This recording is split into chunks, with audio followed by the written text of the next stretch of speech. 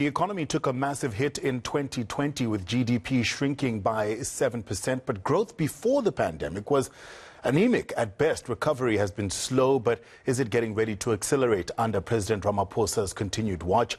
Mamokgethi Molopane is a labor and economic analyst, and she joins us now. Thank you so much for joining us, Mamokgethi.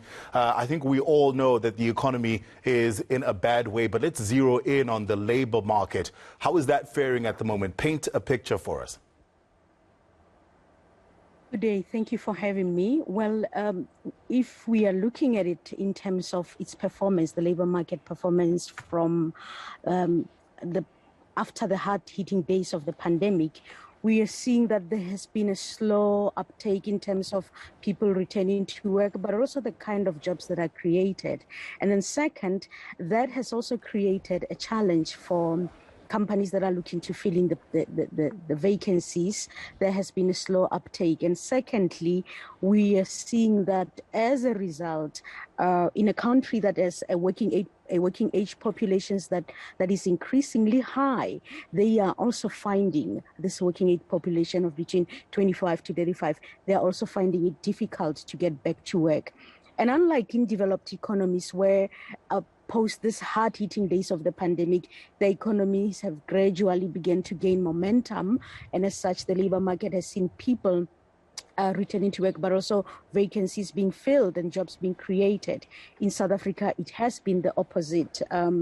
We are unable to go back to the pre-pandemic days of employment. Not that even at that time, employment was high. We know that we were facing an economy that was in recession, and we were facing a labor market that really has a mismatch between the skills that are needed, the kind of employees that are needed, and the kind of workers that we have. So we are continuing to see a downturn trend in terms of how quickly are jobs being created and how quickly is the environment recovering in terms of the workplace environment recovering, and how the kind of jobs that are being created post the pandemic. That, for me, is a critical issue that I think our president and the team needs to address, to say, how do we, as South Africa, in restructuring this economy, in reviving this economy, ensure that the business environment is such that we can create jobs, but not just jobs, as we have seen with the national minimum wage, the changes being passed, but not just jobs where people are getting an income, but income that is able to match the increasing pace of the cost of living. We hear about joblessness. You've just spoken about skills shortages. These are things we hear about all the time. What are some of the things we're not talking about enough when it comes to labor supply and demand? We are not talking enough in terms of South Africa about how we have a shortage of labor supply, where there are highly skilled for highly skilled jobs, but also that we have an overflow of low-skilled workers, and somehow the economy is unable, even at that low-waged, low-skilled worker, is unable to create jobs that people in that category can find it.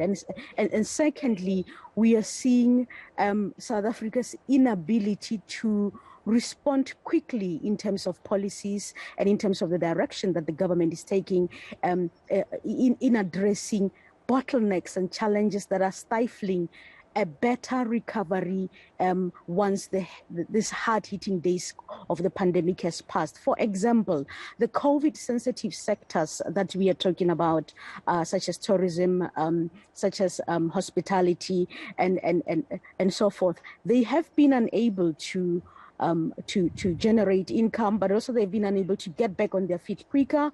And as such, we are seeing an increasing number of people in that sector.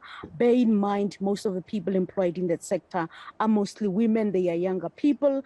They fall under the working age population that is increasingly becoming restless and unemployed and continues to be unemployed. So we are seeing that our government is struggling to solve the crisis faced by the COVID-sensitive sectors because and the impact they have suffered since the pandemic.